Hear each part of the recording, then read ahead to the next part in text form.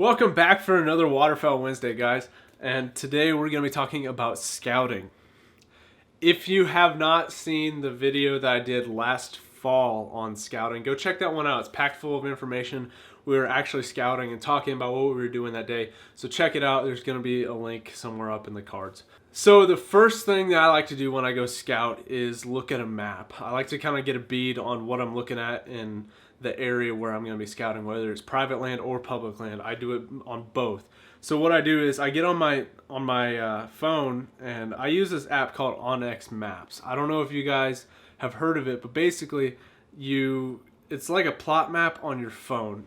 So it kind of gives you an idea of who owns what properties, and it gives you names, and then sometimes if you click on them it gives you an address, but some of them don't have that, so it's kind of inconvenient.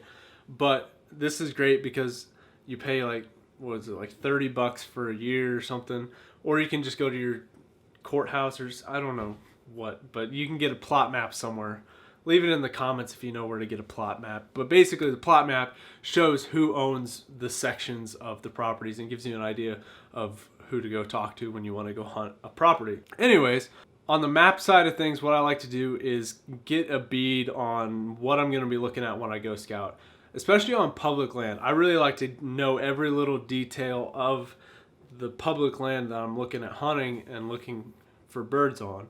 And what I like to do is get on there and kind of scope out some spots. Like if you're hunting a public marsh, there's generally different pools. And so when I go and scout a public marsh, I either go in the morning or I go in the evening.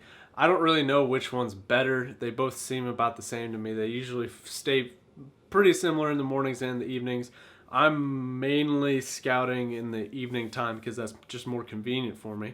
So one of the main things you want to do when you scout public land is to just go watch the birds. You want to see where they fly, because you know, they could have been all in this one pool last week and now there's new birds and they're in this different pool. So if you go hunt that same pool that you hunted last weekend, you're not going to do as well if you go out and scout Friday night and find out, you know, maybe this is where the birds are, and you find that out by scouting. What I like to do when I scout public land is watch the birds and see where they go. I don't know if it's like this nationwide or not, but like most public hunting ground that I've hunted for ducks on, there's separate pools, different marshes that you can go to, and some are better than others, and it just depends on the time of the year and what the birds are doing. So when I go and scout public land, generally what I like to do is show up in the main flight time for the ducks, which is like the first hour of sunlight and the last hour of sunlight, so you can get a pretty good bead on what the birds are doing when they're flying most of the time. The main thing that I want to stress to you guys is watch the birds and follow them and see where they lead you,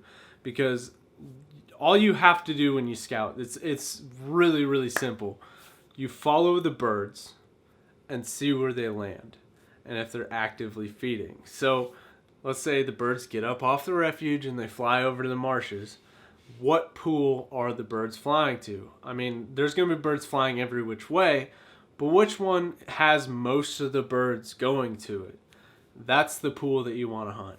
And so once you figure that out, scope out that pool and figure out what part of that pool are the birds in and what's the hide looking like, because you want to plan out your hunt before you go. You don't want to wing it when you're out there at 3 in the morning in the dark.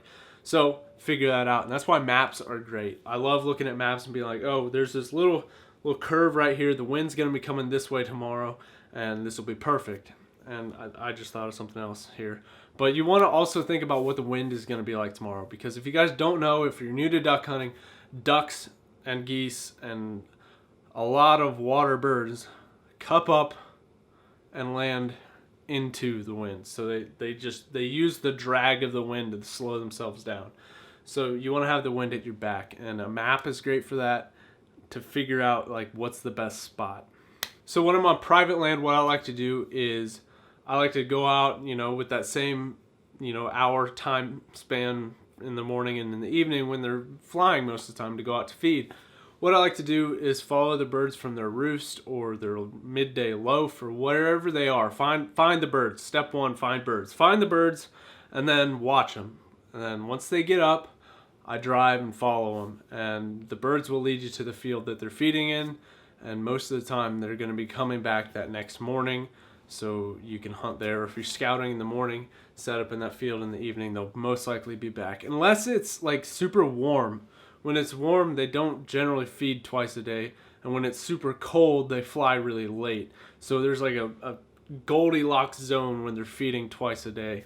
So I can't promise you that they're going to be coming there both morning and evening, but you know, it's wildlife. Anyways, follow the birds, they lead you to the field, right? So you're going to do the same thing like we talked about on public land, where you look at the field or the marsh or wherever, and you're looking at it and you're like, okay, so the wind's going to be coming from here tomorrow. These birds are actively feeding, and this is the spot in the field where they are. And you sit and watch them and wait until the sun goes down or they all fly away, and set up in that spot the next day where they left off. And you're gonna have a really, really good hunt. Scouting to me it's like second nature anymore because I've done it so much. Don't be afraid to get out there, sacrifice a hunt, go and find the birds, and then have a kick-ass hunt the next day. I would much rather do that than scrap out like 3 or 4 birds in a hunt and hunt 2 days in the weekend instead of scouting one day and then hunting the next day and shooting a 5-man limit. To simplify things, if you're still watching, basically find the birds, see where they go, set up with the wind and everything kind of taken into consideration to where you're going to have a good hunt. Because generally, if you find the birds, you have a good quantity of birds, and you find where they go, they're going to be coming back. And if you have the wind at your back and you have a good decoy spread, you're just going to have birds all over you. So that's basically the gist of scouting. Step 1, find birds. Step 2, see where they go. Step 3, set up the next day where they left off. Go ahead and follow me on my social media. I've got a Twitter, I've got an Instagram, I've got a Snapchat, and I've got a Facebook. I don't know what I'm doing with the Facebook yet. I haven't really touched it much, but we'll figure that out eventually. But yeah, that's about it. That's all I got. I hope you guys learned something today about scouting. I'm kind of scatterbrained right now, for being real honest. I don't know if I'm even going to post this, but I feel like I got a lot of information out to you guys, and I hope it kind of makes sense within this scatterbrainedness that I have. There's just a lot of stuff going on right now, but yeah, I hope that makes sense. Go ahead and subscribe if you haven't already, and leave me a thumbs up. It means a lot when you guys do that, and I think I will catch you on the next one.